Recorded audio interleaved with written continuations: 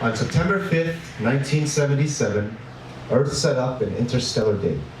The Voyager space shuttle was launched into space. Flying at 61,000 kilometers an hour, it has since traveled 20 billion kilometers away from home, reaching beyond our sights and beyond our minds. As it erupted out of our atmosphere, we cheered goodbye to what might someday be the most important piece of technology ever made. We played matchmaker, that in 40,000 years, Voyager has a date with a burning beauty, a star with a shitty name. AC 793888, 1.6 light years away. So unfathomably far that the universe becomes perceived in a whole new reality in its midst, almost like looking at the sky through a kaleidoscope. But why is a piece of tinfoil hammered out by a handful of handymen so important? On board the Voyager craft is a tape of people's tongues. 150 different languages saying hello in hopes that someday their voice might be echoed in a life very different than our own.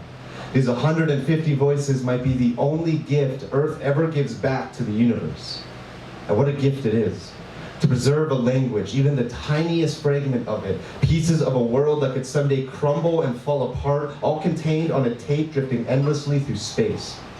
I feel like that puts our words into perspective, how little we value and cherish them. Our languages are something we take for granted. They are so essential to our daily lives to the point that our own minds can only think in the languages we speak. Our words are a gift that has survived the struggles of time and allow me to tell you this story and countless other stories that have rippled this world and changed the way we look at it entirely. Stories that started as paintings on walls before words were breathed into creation, that grew into grunts of familiar sounds our ancestors learned to recognize. And from there, our societies were born, each with a way of learning and discovering the universe around it. Every sound shouted out by its people is an echo of remembrance to their ancestors, who hand-wrapped and passed it down from generation to generation to be opened up, explored, and expanded.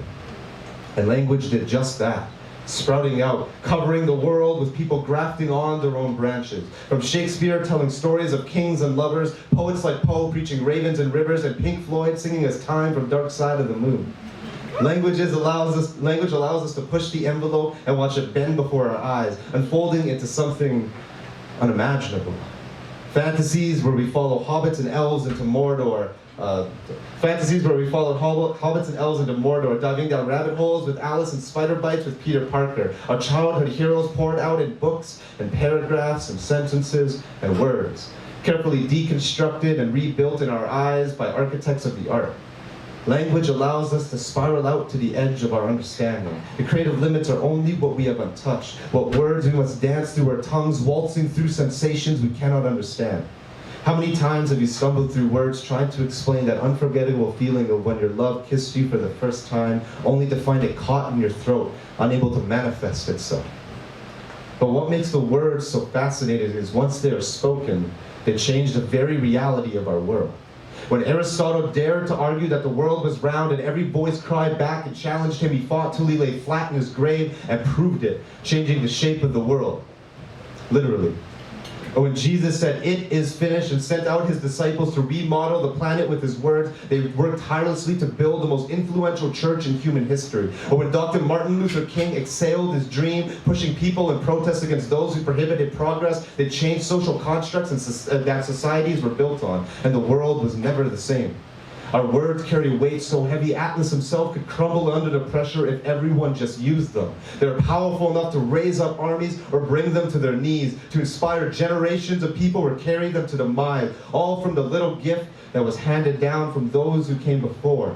Through language, we have developed our own cultures as temples, with our words being the pillars and foundation. But for some, the temples have fallen, disintegrated, blown away like dust in the wind in a world that's growing too fast to even care. I think about my family, how my grandmother can read and write in over 7 different languages, and how my father used to tell me English is a boring language. And now I have grown to envy them. The almost limitless ways they can describe their emotions so effortlessly that my tongue exhausts itself trying to explain in poetry. I envy it. I think about my deceased family, who could not speak the language I was taught. I realize now trying to communicate with them was like shouting across the Grand Canyon to someone who was deaf. I couldn't grasp their connection. I think of all the wisdom that was locked away behind unfamiliar phrases, and the key is the language I never learned to speak. But I had the chance to learn, with the tools readily available for me. But for some, the instruction manual has disappeared completely. One of the greatest travesties in the world is the wisdom that will never be shared.